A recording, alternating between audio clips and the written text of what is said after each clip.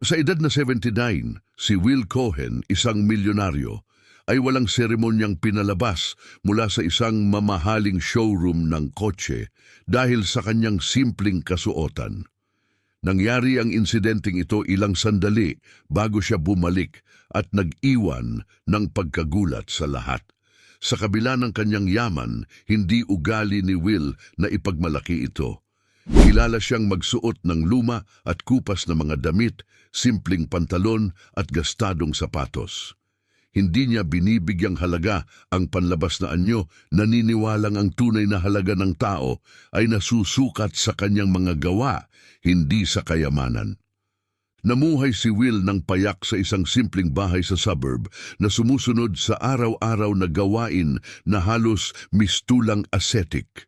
Nagsisimula ang kanyang umaga sa paglalakad-lakad sa kapitbahayan, kung saan palagi niyang binabati ng may ngiti ang mga pamilyar na muka. Karamihan ng kanyang oras ay ginugugol sa mga simpleng gawain, tulad ng paghahalaman, pagbabasa ng mga paboritong aklat, at pakikisalamuha sa kanyang anak na si Alice at apo na si Mark. Si Alice ay nakaranas ng maraming pagsubok sa buhay, kabilang ang isang mahirap na diborsyo. Para kay Will, hindi kailanman naging batayan ng kaligayahan ng pera. Namuhay siya ng matipid at ang kanyang pamumuhay ay nagpapakita ng sinadyang pagpili ng pagiging simple. Ang kanyang pinakamalaking lihim ay isang malaking panalo sa loto ilang taon na ang nakalipas na pinili niyang huwag ipagmayabang. Sa halip, matalino niyang ininvest ang kanyang yaman, iniingatan ito para sa mga tunay na mahalagang pagkakataon. Isa sa mga pagkakataong ito ay dumating nang bumisita siya sa ospital upang makita si Mark, na 7 taong gulang pa lamang. Ang bata ay may matinding pagkahumaling sa mga kotse at madalas na ikinukwento ito ng may sigla. Minsang ipinagtapat ni Mark kay Will ang kanyang pangarap na makasakay sa isang Ferrari na para sa kanya ay simbolo ng bilis, pakikipagsapalaran at kalayaan. Nabigyang inspirasyon ni Will ng mga pangarap at mithiin ng kanyang apo, kaya't nagpasya siyang gawing totoo ang pangarap na ito. Nagdesisyon siyang bilhan ng Ferrari si Mark. Inuuna ang kaligayahan ng kanyang apo sa lahat. Sa isang tiyak na Sabado ng umaga, sinuot ni Will ang pinakahindi gasgas niyang damit kahit ito'y luma pa rin at nagtungo sa showroom na may malinaw na layunin. Kahit na nakaramdam ng pagkailang sa marangyang paligid ng showroom ng mamahaling kotse, ang inaasam niyang kasiyahan ni Mark ang nagbigay lakas sa kanya. Habang papunta sa showroom ng kotse, pinag-isipan ni Will kung paanong ang pag-iipon ng kayamanan ay hindi kailanman naging pangunahing layunin niya. Ngunit ngayon, gagastusin niya ito sa pinakamakabuluhang paraang maiisip niya upang mapasaya ang kanyang apo. Dumating siya sa showroom, sinalubong ng marangyang fasad na gawa sa salamin at makintab na bakal. Saglit siyang huminto upang mag-ipon ng lakas ng loob bago pumasok ng may determinasyon. Pagpasok niya sa dealership, naglakad si Will ng may maayos at maingat na hakbang. Ang kumikislap na mga luxury car na pinailawan ng perpekto ay lubhang naiiba sa kanyang payak na kasuotan. Lumapit siya sa isang kotse, tahimik na pinahahalagahan ang makinis na disenyo ng isang Ferrari na tila kumikindat sa kanya. Parang naroon lang ang kotse para sa kanya, isang obra maestrang naramdaman ni Will na makatutupad sa pangarap ng kanyang apo. Bigla namang naputol ang kanyang sandaling paghanga nang marinig ang matalim na boses. "May maitutulong ba ako, Ginoo?" tanong ni Sandy, ang manager ng dealership, na may ngiting halos hindi maitago ang pagdududa sa kakayahan ni Will na bumili. Nakasuot ng malinis at mamahaling damit, si Sandy ay sanay na sa mabilisang paghusga sa mga customer na pumapasok sa kanyang lugar at hindi niya nakita si Will bilang isang posibleng mamimili. Hindi natinag sa malamig na pakikitungo ni Sandy.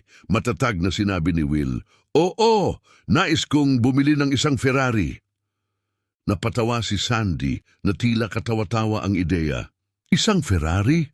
Inulit niya na parang imposibleng salita iyon. "Sigurado ka ba, Ginoo? Ang mga sasakyang ito ay mas mahal kaysa sa karaniwan mong kinagawian." Malinaw ang intensyon ni Will sa kanyang sagot. "Alam ko ang gusto ko. Pangarap ng apo ko na makasakay sa isang Ferrari at balak kong gawing realidad iyon." Nagkaroon ng mahabang katahimikan mula kay Sandy na tila inabot ng habang buhay. Sinuyod ng tingin ni Sandy ang showroom na parang naghahanap ng mga tatawa sa inaakala niyang biro. Nang mapagtanto niyang seryoso si Will, ang kanyang ekspresyon ay nagbago mula sa pagdududa patungo sa paghamak. "Pakinggan mo, Ginoo, marahil ay dapat mong pag-isipan itong biro na ito. Ang aming mga Ferrari ay hindi basta para kanino lang. Baka mas makakahanap ka ng mas angkop na sasakyan sa ibang lugar." Suhestyon ni Sandy na may halatang pagmamaliit. Habang lalong nararamdaman ang kahihiyan, ngunit nananatiling matatag, sumagot si Will, "Tinitiyak ko sa iyo, hindi ako nagbibiro. May kakayahan akong bilhin ang kotse na ito at handa akong bilhin ito ngayon." Subalit, tila baga ang kanyang sinserong mga salita ay naglaho sa hangin. Si Sandy, na nagiging mainipin at halatang naiinis sa pagpupumilit ni Will, ay kumumpas ng magaspang patungo sa pintuan. "Sa tingin ko ay sapat na ang aking narinig. Mas mabuti pang umalis ka na bago pa ako magtawag ng seguridad. Ayaw namin ng anumang gulo rito." Ang mga salitang yon ay tumama kay Will na parang isang suntok.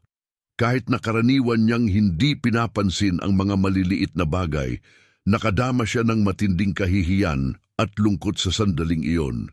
Hindi siya sanay na tratuhin ng may kawalang galang, lalo na't ang tanging layunin niya ay tuparin ang taos-pusong hiling ng kanyang apo. Kita ang pagkabahala sa kanyang mukha. Nagsimulang maglakad si Will papunta sa labasan. Bahagyang nanginginig ang kanyang mga kamay habang hawak ang lumang pitaka sa bulsa. Isang simbolo ng kanyang paghahanda at layunin. Ngayon ay natabunan ng kahihiyan na kanyang naranasan. Habang papalapit na siya sa pintuang salamin ng tindahan, isang bata at magiliw na tinig ang pumigil sa kanya. "Ginoo, sandali lang po." Paglingon ni Will, nakita niyang papalapit ang isang binata. Ito ay si Henry, isa pang ahente ng benta sa dealership. Malayo sa ugali ni Sandy, si Henry ay may dalang sinseridad at maayang asal na agad nagbigay lunas sa ilang bahagi ng pagkabahala ni Will.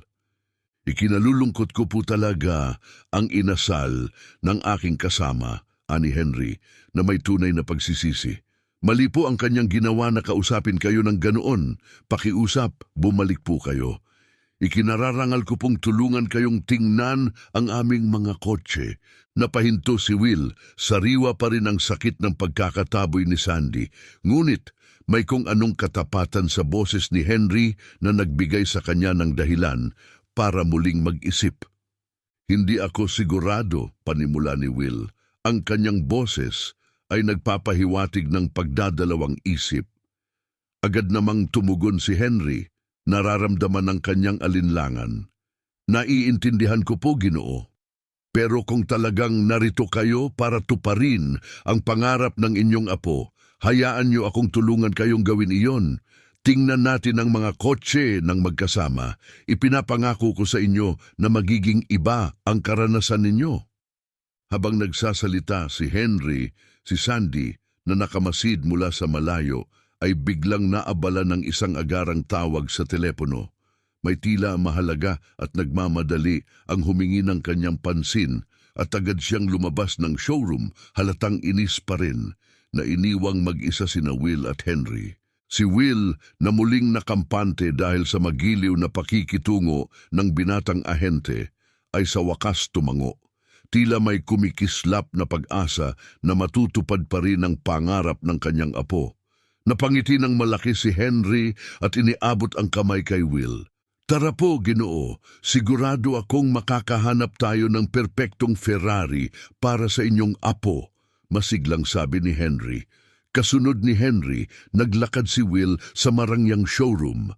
Ang mga Ferrari na nakadisplay sa kanilang matingkad na kulay at perpektong disenyo ay talagang tila mga obra maestra. Sinimulan ni Henry ang pagpapaliwanag ng mga teknikal na detalye ng bawat modelo. Masiglang pinag-uusapan ang kanilang kapangyarihan, bilis at makabagong teknolohiya. Habang nagpapaliwanag si Henry, taimtim na nakikinig si Will, subalit ang kanyang isip ay nananatiling nakatuon sa posibilidad ng pagtupad sa pangarap ng kanyang apo. Ang kislap ng mga marangyang kotse ay hindi kayang alisin ang patuloy na pag-aalala ni Will para sa kanyang apo. Ang hiling ni Mark na makasakay sa isang Ferrari ay tila isang mabigat na tungkuling kailangang tuparin ni Will anuman ang mangyari. Napansin ni Henry ang malalim na pag-iisip ni Will, kaya't pansamantalang itinigil ang kanilang pag-uusap. Mr. Will, mukhang may mas malalim na dahilan ang pagnanais ninyong bilhin ang kotse na ito bukod sa pagkakaroon ng isang marangyang bagay. Obserba ni Henry na may pag-iisip. Si Will, na karaniwang tahimik, ay nakaramdam ng koneksyon sa tunay na malasakit ni Henry. Dahil sa sinseridad ng binata, nagpasya si Will na oras na upang ipahayag ang tunay na dahilan ng kanyang pagbisita. Henry, tama ka, panimula ni Will kasabay ng isang mabigat na buntong hininga. Hindi ito tungkol lamang sa pagbili ng kotse, tungkol ito sa apo kong si Mark. Tahimik na nakikinig si Henry, hinihikayat si Will na magpatuloy. Si Mark ay 7 taong gulang lamang at humarap na siya sa mas maraming pagsubok kaysa sa karamihan ng tao sa buong buhay nila. Patuloy ni Will habang nanginginig ang kanyang boses dahil sa damdamin. Isa siyang masiglang bata na mahilig sa mga kotse at para sa kanya ang Ferrari ay simbolo ng pinakamataas na pangarap.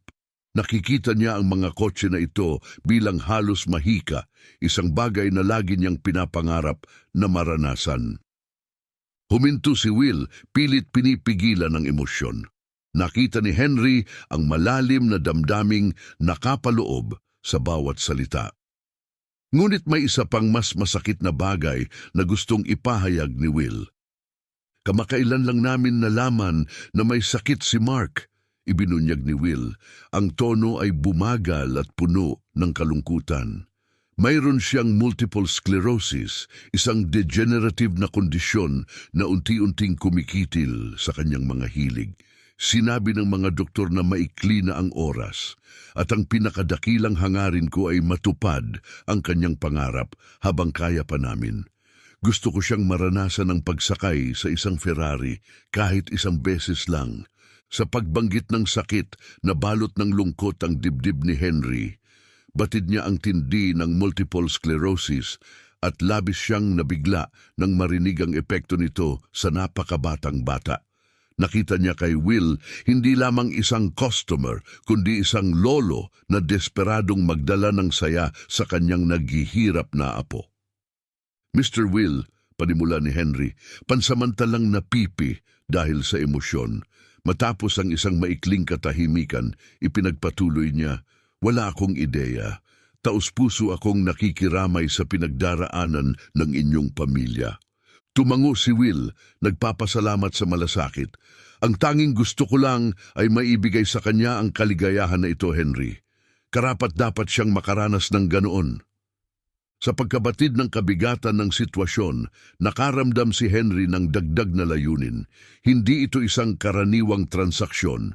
Ito ay isang pagkakataon na makapagbigay ng tunay na pagbabago. Mr. Will, gagawin ko ang lahat ng aking makakaya upang tulungan kayo at si Mark, time team na pangako ni Henry. Kakausapin ko ang aking ina, si Ava, na siyang may-ari ng dealership na ito. Kailangan niyang marinig ang inyong kwento. Naniniwala akong gusto niyang tumulong. Namulatan ng sorpresa at pasasalamat ang mukha ni Will. Gagawin mo iyon para sa amin. Oo, kumpirmasyon ni Henry na may determinasyon. Hindi lang ito basta pagbebenta, ito'y isang pagkakataong makagawa ng tunay na pagbabago sa buhay ni Mark at titiyakin naming makakamit niya ang karanasang ito. Nadama ni Henry ang dedikasyon ni Will at ang kalagayan ni Mark. Ito ay higit pa sa karaniwang pagbili ng marangyang kotse. Ito ay tungkol sa pagtupad sa pangarap ng isang batang unti-unti nang nawawalan ng pagkakataon sa gitna ng matinding laban. Sa damdaming puno ng pagmamadali, humingi ng paumanhin si Henry at agad na tumawag sa telepono upang tawagan ang kanyang ina, si Ava. Alam niyang mahalaga ang pakikialam nito upang gawing realidad ang hiling ni Mark. Hindi ito basta isang usaping profesional, malalim itong nakaapekto sa kanya emosyonal. Bahagyang nanginginig ang kanyang mga kamay habang tinatawagan ang numero. Ang tunog ng pagring ay lalo pang nagpataas ng kanyang pakiramdam ng pagkaapurahan. Pagkatapos ng ilang tono, sinagot ni Ava ang tawag. Nagsalita si Henry, "May nangyari ba?" Ramdam ni Ava ang hindi pangkaraniwang tawag mula sa anak niya sa oras ng trabaho, maliban na lang kung ito'y talagang mahalaga, kaya't sagot niya ng may pag-aalala, "Henry, anong nangyari? Ayos lang ba kayo dyan?" "Hindi ito tungkol sa tindahan, Mama. Iba ito. May isang lalaki rito, si Will Cohen, na gustong bumili ng Ferrari. Gayunpaman, ang dahilan niya ay isang bagay na kailangan mong marinig ng harapan.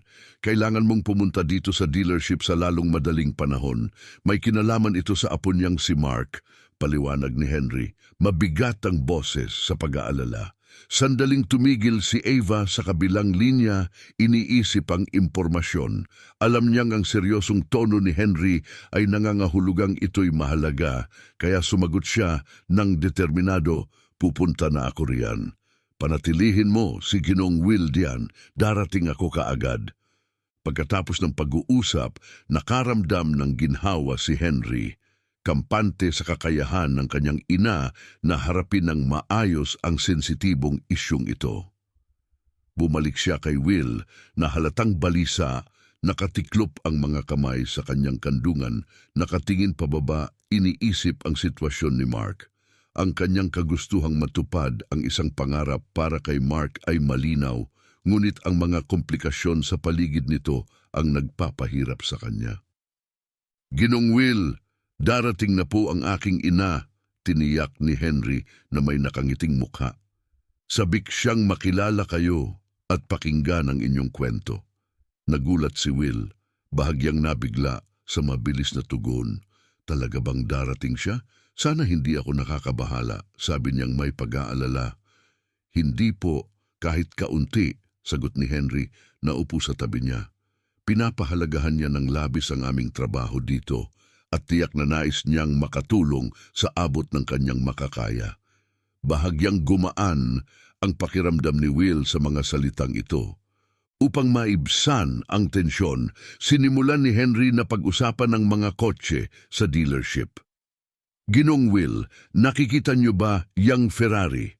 Isa ito sa pinakamabilis namin. Umaabot mula 0 hanggang 60 mph sa loob lamang ng 3 segundo. Paliwanag niya, tinuturo ang isang modelong malapit. "Sigurado akong matutuwa si Mark dyan," dagdag niya. Napansin ang munting ngiti sa mukha ni Will. Oo nga, matagal na siyang mahilig sa mga kotse.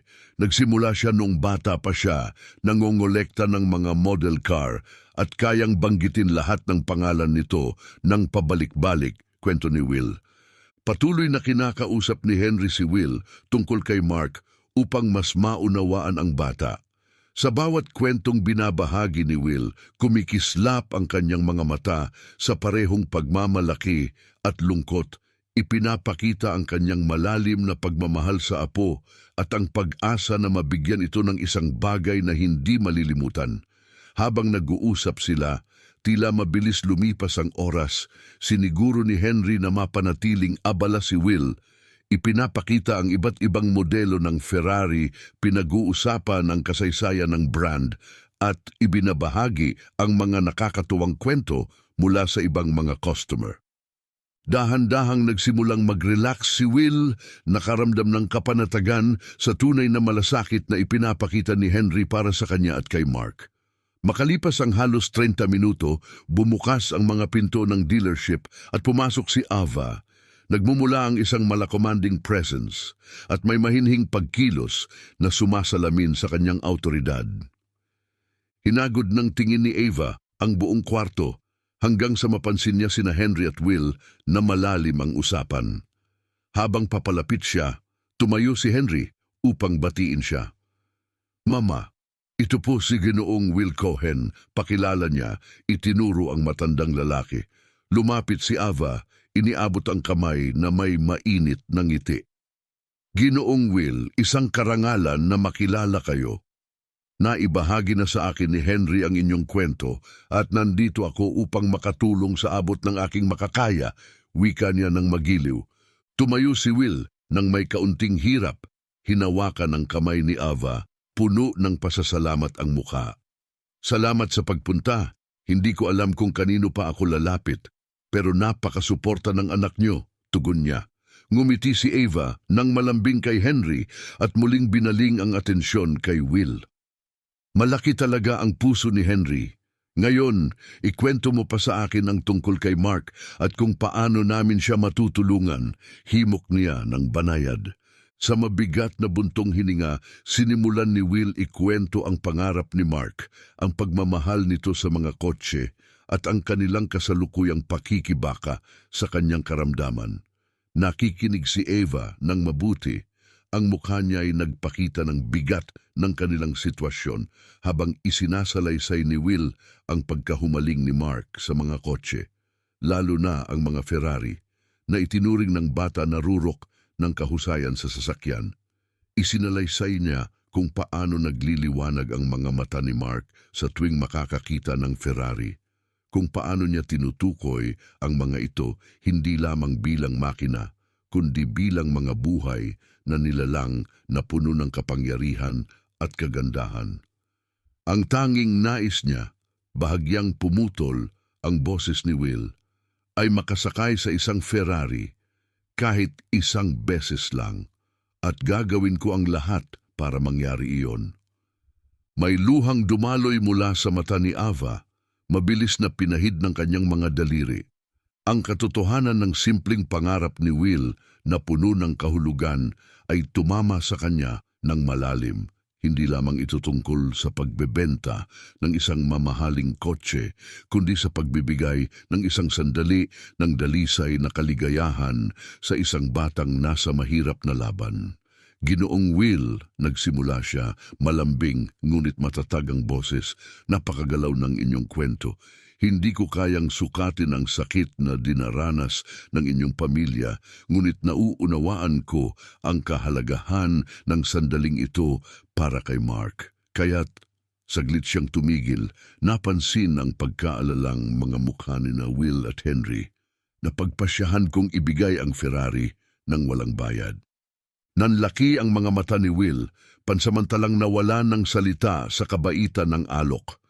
Higit pa ito sa inaasahan niya, isang kabutihang loob na lubhang nakakagulat. Nagniningning ang mukha ni Henry, halatang ipinagmamalaki ang desisyon ng kanyang ina. Ava, ako'y labis na nabigla," pagsisikap ni Will na ipahayag ang kanyang pasasalamat. "Walang anuman, Ginoong Will," tugon ni Ava ng malumanay. "Ito ay aming kontribusyon sa pagtupad ng pangarap ni Mark. Hindi ko kayang lagyan ng halaga ang isang bagay na napakahalaga sa inyo." Tahimik na naglagi si Will sandali, luhang namumuo sa kanyang mga mata, ngunit maya-maya'y lumitaw ang isang matatag na hitsura na nagpapakita ng kanyang muling lakas at pasasalamat. Alam niyang napakabait ni Ava, subalit naramdaman niyang kailangan niyang bayaran ang kotse, hindi dahil sa pagmamalaki, kundi sa paniniwala sa katarungan kahit sa ganitong pagkakataon. "Ava," simula niya, ngayon ay mas matatag ang tono. "Labis akong nagpapasalamat sa inyong kabaitan. Malaki ang kahulugan nito para sa amin ni Mark, ngunit kailangan kong maging tapat sa inyo. Hindi ako nangangailangan ng tulong sa pera. Ako'y isa talagang milyonaryo. Ilang taon na ang nakalipas, nanalo ako sa loto, ngunit pinili kong mamuhay ng payak dahil naniniwala akong hindi dapat tayo hinuhusgahan batay sa kayamanan. Nagkatinginan sina Ava at Henry na bigla sa kanyang mga salita. Ang simpleng lalaking nasa kanilang harapan na tila walang gaanong pag-aari ay isa palang milyonaryo. Ang tunay na kahanga-hanga ay hindi ang kanyang kayamanan, kundi ang katotohanang hindi ito pinahintulutan ni Will na baguhin ang kanyang mga paninindigan. Napakahalaga ng inyong alok sa akin, patuloy ni Will. Ngunit nais kong bayaran ang Ferrari. Kaya ko itong bilhin at sa tingin ko'y iyon ang makatarungan. Kung papayagan nyo, nais kong bayaran ang tamang halaga para sa kotse. Hindi nito binabawasan ang kahalagahan ng inyong alok, ngunit mahalaga ito para sa akin. Sandaling nawalan ng salita si Ava na antig sa katapatan at prinsipyo ni Will. Hindi lamang siya bumibili ng kotse, pinapanatili niya ang kanyang mga prinsipyo at dignidad sa transaksyong ito na puno ng damdamin. Kung iyan ang inyong nais, Ginoong Will, susundin namin. Sa wakas ay sagot ni Ava, nakangiti ng may pag-unawa. Ngunit alamin niyo po, ang inyong pagkilos ay may malaking halaga rin para sa amin. Ang pagbebentang ito ay hindi lamang isang transaksyon.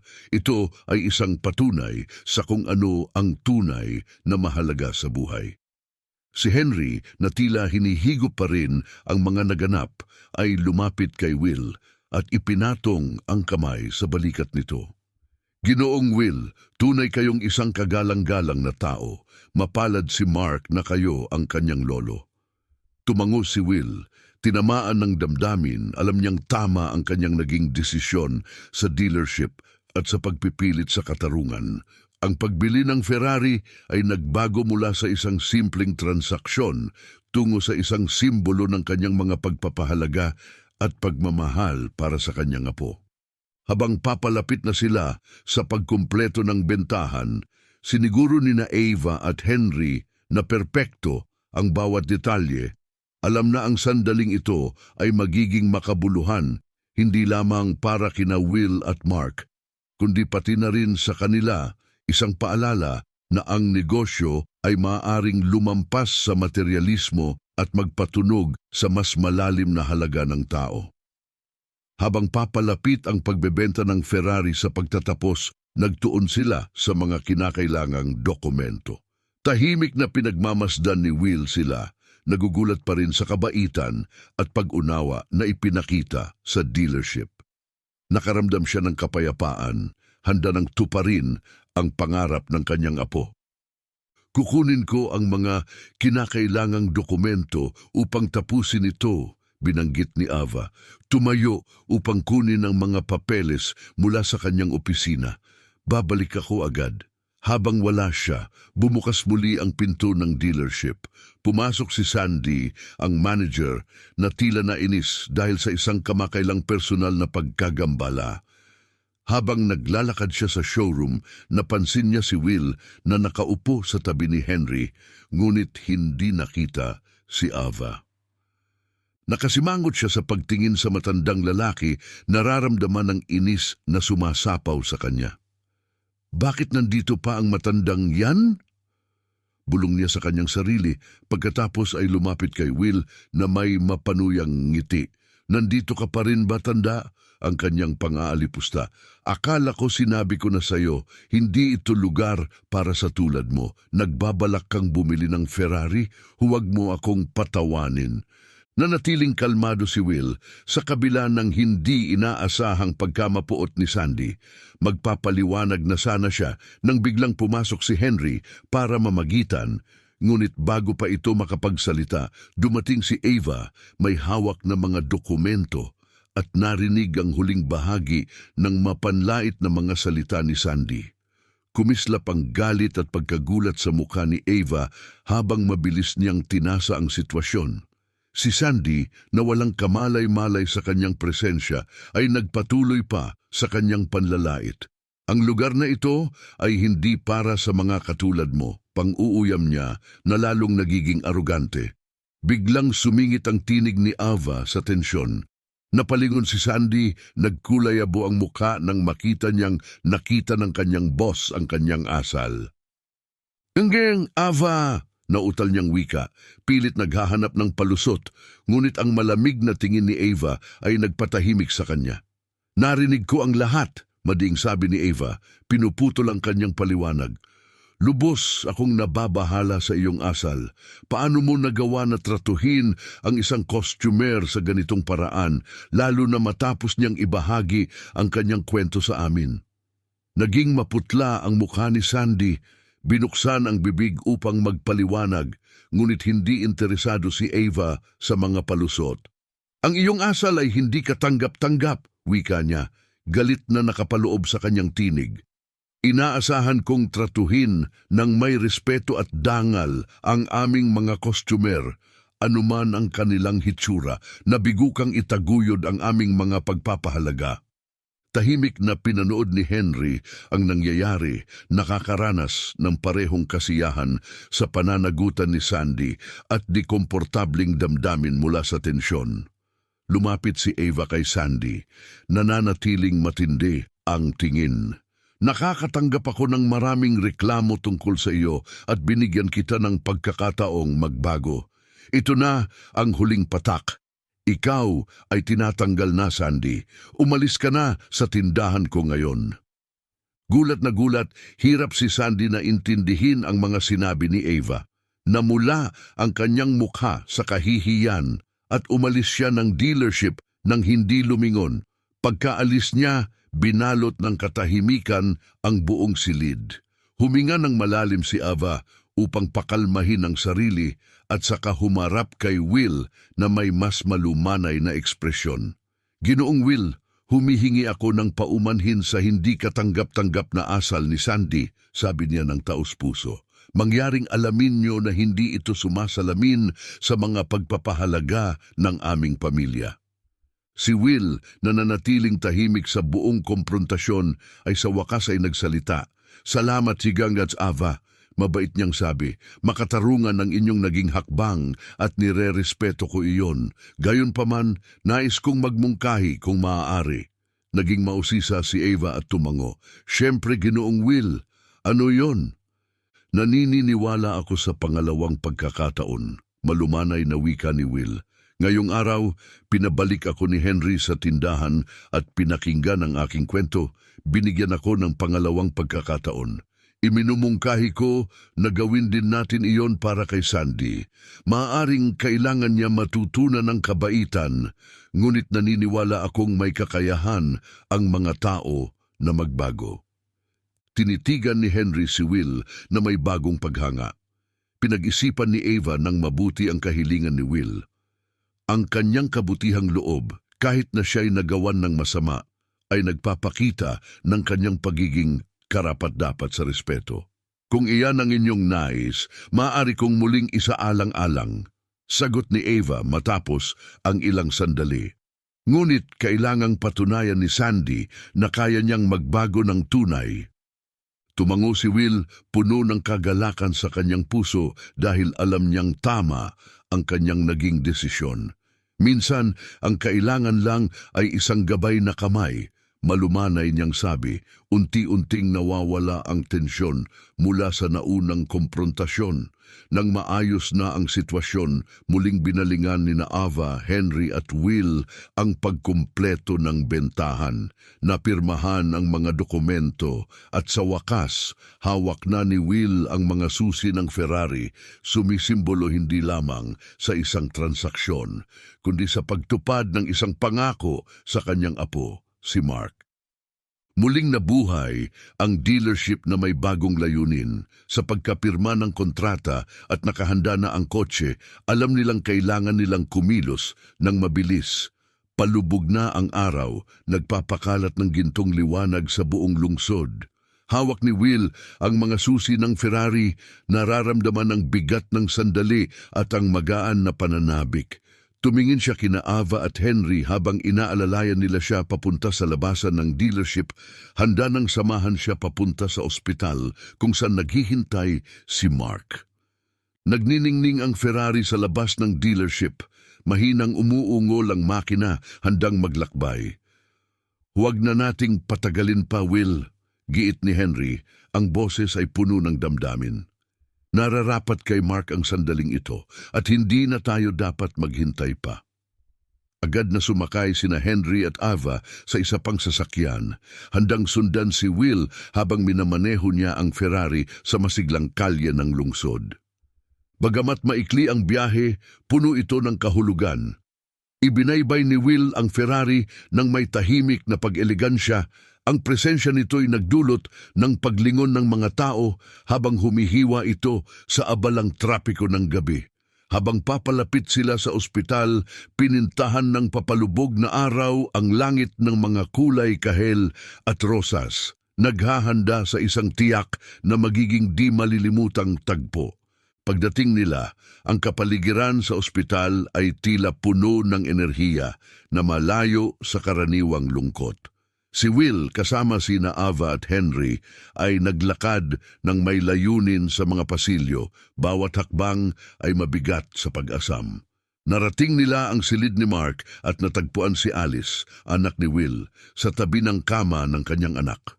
Ang kanyang mukha, pagod sa pag-aalala, ay biglang nagliwanag nang makita ang kanyang ama. "Dad, anong nangyayari?" tanong ni Alice. Tumayo upang yakapin siya ng mahigpit. Ginantihan ni Will ang yakap, mabigat ang boses sa damdamin. "Alice, natupad ko ang pangarap ni Mark," bulong niya, luhay namumuo sa kanyang mga mata. "Dinala ko ang Ferrari para sa kanya." Napasinghap si Alice, itinakip ang mga kamay sa kanyang bibig habang namumuo rin ang luha sa kanyang mga mata. Naintindihan niya ang lalim ng ginawa ng kanyang ama, hindi lamang pagtupad sa hiling ng isang bata, kundi pagbibigay rin ng isang sandali ng ligaya sa gitna ng mahihirap na panahon. "Ginawa mo ito, Dad? Talagang dinala mo ang Ferrari para sa kanya?" nagawa niyang sabihin.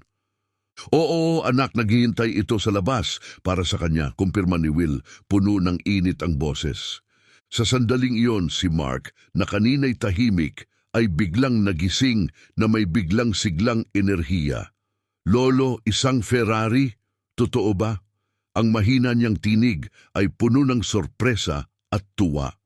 Lumapit si Will sa kama, hinawakan ang maliit na kamay ni Mark. "Oo, apo, isang Ferrari para sa iyo," sabi niya. Bawat salita'y isang banayad na pangako ng pakikipagsapalaran na naghihintay sa labas. "Oo naman, aking apo, ang Ferrari na ito ay para sa iyo. Ano sa tingin mo, gusto mo bang magpaikot-ikot?" Sa tulong ng isang nurse, maingat na inihanda si Mark para sa paglabas mula sa kanyang silid. Maingat na inupo ni na Alice at Will si Mark sa kanyang wheelchair habang sina Ava at Henry ay sabik na naghihintay sa labas, kuryoso sa magiging reaksyon ng bata. Nang mailabas na si Mark sa ospital at makita ang pulang Ferrari na naghihintay sa kanya, ang kanyang pagod na ekspresyon ay agad na nabago sa dalisay na kaligayahan. Nagniningning ang kanyang mga mata nang higit pa sa dati at lumitaw ang isang malawak na ngiti sa kanyang mukha. "Lolo, ito ang pinakakahangahangang Ferrari na nakita ko." Sigaw ni Mark, puno ng paghanga ang kanyang tinig. Namuo ang luha sa mga mata ni Will habang nakangiti sa kanyang apo. "Ngayong araw para sa iyo ito, Mark. Tara na at mag-enjoy tayo sa biyahe," wika ni Will. Tumulong sina Henry at Ava sa maingat na paglipat kay Mark sa upuan ng pasahero ng Ferrari. Sa kabila ng kanyang panghihina, si Mark ay tila naakit ng karanasan. Hinaplos niya ang manibela, dahan-dahang inilarawan ng kanyang mga daliri ang dashboard at pansamantalang ipinikit ang mga mata na para bang itinatatak sa kanyang alaala ang bawat detalye. Pumasok si Will sa driver's seat, ikinabit ang kanilang seatbelt at tumingin kay Mark. "Handa na ba, bayani? Tara na," sabi niya. Sumagot si Mark ng masiglang pagtango, hindi nawawala ang ngiti sa kanyang mukha. Sa pag-apoy ng makina, narinig ang dagundong ng Ferrari sa hangin, lalo pang nagniningning ang mga mata ni Mark. Dahan-dahang nagmaneho si Will sa mga kalye, pinapayagan si Mark na namnamin ang bawat sandali ng biyahe. Nabighani siya sa bilis, sa tunog ng makina, at sa mabilis na pagbabago ng mga sasakyan at tanawin sa paligid. Bagaman maikli ang biyahe, para kay Mark, tila ito'y walang hanggan. Bawat pagbilis, bawat liko ay tila isang panaginip na natupad, isang piraso ng dalisay na kaligayahan sa gitna ng kanyang mahirap na kalagayan. Pagbalik nila sa ospital, ipinarada ni Will ang Ferrari sa harap ng pasukan at humarap si Mark sa kanya na nagniningning pa rin ang mga mata sa kasiyahan. "Salamat, Lolo. Ito ang pinakamagandang araw ng buhay ko." Mahina niyang bulong, puno ng taos-pusong pasasalamat ang tinig. Hinawakan ni Will ang kamay ni Mark at ngumiti, hindi napapansin ang mga luhang dumadaloy sa kanyang pisngi. "Walang hindi ko gagawin para sa iyo, Mark. Ang iyong kaligayahan ang pinakamahalaga sa akin," wika niya. Habang ibinabalik nila si Mark sa loob, naramdaman ng lahat ang mahika ng sandaling iyon. Mahigpit na niyakap ni Alice ang kanyang ama. Tahimik na ipinapahayag ang kanyang pasasalamat sa ligayang ibinigay niya sa kanyang anak. Sina Ava at Henry ay tahimik na nakatingin, malalim na naantig. Naramdaman nila na sila'y naging bahagi ng isang pangyayari na lumampas sa karaniwang karanasan. Isang hiling na natupad, isang sandali ng purong mahika na tatandaan magpakailanman. Sa mga linggo matapos ang biyahe sa Ferrari, naranasan ng pamilya Cohen ang parehong kaligayahan at kalungkutan. Ang kislap sa mga mata ni Mark sa mga sandaling iyon ng kaligayahan ay nanatili sa alaala ng lahat. Gayunpaman, ang mapait na katotohanan ng kanyang kalagayan ay nanatili. At gaya ng inaasahan ng kanyang mga doktor, si Mark ay pumanaw hindi nagtagal. Si Will, Alice at lahat ng nakakilala kay Mark ay binalot ng kalungkutan. Sa gitna ng kanilang pagdadalamhati, gayunpaman ay mayroong malalim na pakiramdam ng kapanatagan. Alam na ang huling hiling ni Mark ay natupad. Para kay Will, ang biyahe ay higit pa sa isang pamamaalam. Ito ay isang mahalagang regalo na mananatiling nakaimbak sa kanyang puso magpakailanman. Naantig sa karanasan, sina Ava at Henry ay nakaramdam ng malalim na pagbabago sa kanilang mga sarili. Ang kwento ng pagmamahal ni na Mark at Will ay nag-iwan ng hindi mabuburang tatak. Determinado silang panatilihing buhay ang alaala ni Mark, hindi lamang para sa mga Cohen, kundi para sa sino mang dadaan sa kanilang buhay sa pamamagitan ng dealership. Pagkatapos, isang ideya ang biglang sumagi kay Ava na agad niyang ibinahagi kay Henry habang sila'y naglalakad sa dealership. "Kailangan nating gumawa ng higit pa sa pag-alala kay Mark," suhestyon niya. "Dapat magsilbing inspirasyon ang kanyang kwento sa iba. Paano kung palitan natin ang pangalan ng dealership bilang pag-alala sa kanya?" Naantig si Henry sa mungkahi at mabilis na sumang-ayon. "Perpekto iyon, Mama. Mabubuhay ang alaala ni Mark dito mismo. Ipinapaalala sa lahat ang tunay na epekto ng ating mga gawain." Punong-puno ng enerhiya dahil sa naging desisyon, sinimulan nina Ava at Henry ang pagbabagong anyo ng dealership na layuning lagyan ito ng mga pagpapahalaga na isinabuhay ni Mark: kabaitan, pagkakawanggawa, at pagtupad ng mga pangarap. Sa ibang bahagi ng bayan, si Sandy na tinanggal sa trabaho matapos ang kanyang alitan kay Ava ay nakaranas ng makabuluhang pagbabago sa sarili. Ang pagsubok ng halos mawalan ng kabuhayan, kasabay ng mapagbigay na interbensyon ni Will, ay nagbunsod ng malalim na pagninilay-nilay. Nag-enroll siya sa isang kurso para sa personal na pag-unlad upang mapabuti ang kanyang pag-uugali at madagdagan ang kanyang pakikiramay sa iba. Makalipas ang ilang panahon, lumapit si Sandy kay Ava hindi para humingi ng pagbabalik sa trabaho, kundi upang ipahayag ang kanyang pasasalamat. "Jeng, Ava," simula niya, may kapakumbabaang naririnig sa kanyang tono. "Naiintindihan ko na ang aking mga pagkakamali ay nararapat lamang na parusahan. Gayunpaman, malalim ang naging epekto sa akin ng habag na ipinakita ni Ginoong Will. Nandito ako upang magpasalamat sa inyo para sa pagkakataong ito na mapabuti ang aking sarili." Nakita ni Ava ang tunay na pagbabago kay Sandy at tumugon, "Natutuwa akong tinanggap mo ang pagkakataong ito, Sandy. Hindi pangkaraniwan ang makakita ng isang tao na kinikilala ang kanilang mga pagkakamali at aktibong hinahanap ang pagbabago. Ipagpatuloy mo ang landas na ito. At marahil ay magkakaroon pa ng pagkakataon na magtulungan tayong muli." Lumipas ang panahon at natapos na ang pagbabago ng anyo ng dealership. Para sa pagpapasinaya, inanyayahan ni Ava, sina Will, Linda at maraming kaibigan at kliyente na ginawa ang okasyon bilang isang pagdiriwang ng patuloy na impluensya ni Mark. Dumating ng maaga sina Will at Linda, parehong labis na naantig nang makita ang bagong karatula na Mark Cohen Dealership, kung saan nakasulat sa ibaba ang "kung saan natutupad ang mga pangarap." Sa seremonya, nagbigay si Ava ng isang taus-pusong talumpati. Ngayon ay hindi lamang ang pagpapasinaya ng bagong pangalan, kundi ang pagdiriwang ng isang batang nagpakita ng pagmamahal at pagkakawanggawa. Ang diwa ni Mark ay patuloy na mabubuhay dito, nagbibigay inspirasyon sa bawat isa na magtaguyod at tuparin ang mga pangarap ng iba. Labis na naantig si Will at nagbahagi rin ng ilang mga salita. Si Mark ay isang masiglang bata na ang huling pangarap ay ang makasakay sa isang Ferrari. Ang pagtupad sa pangarap na iyon ay pinakamalaking kaligayahan ko. Ngunit ang sumunod, ang sama-samang suporta dito, ay nagpatunay na ang kanyang diwa ay buhay na buhay pa rin. Ang dealership na ito ay ngayon nagdadala ng kanyang pangalan, nagsisilbing isang ilaw ng inspirasyon para sa lahat ng papasok. Palakpakan ang sumunod ng ilantad ang plake at ang moto na "kung saan natutupad ang mga pangarap" ay kumikislap sa sinag ng araw.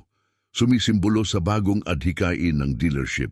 Sa gitna ng mga tao, si Sandy ay nakatayo, ang puso'y uminit dahil sa pagbabagong nasaksihan niya sa sarili at sa kanyang paligid. Muli niyang pinasalamatan si Will para sa pagkakataon at nangako na patuloy na pagbutihin ang sarili. Ang Mark Cohen Dealership ay naging higit pa sa isang pangkaraniwang negosyo. Ito'y naging simbolo ng pag-asa, pagtupad ng mga pangarap at posibilidad ng pagtubos. Sana ay naantig kayo sa kwentong ito. Kung nagustuhan ninyo, mag-subscribe na sa aming channel para sa mga kwentong katulad nito. Huwag kalimutang i-like ang video at ibahagi ang inyong mga saloobin sa mga komento sa ibaba. Kita-kits sa susunod na video.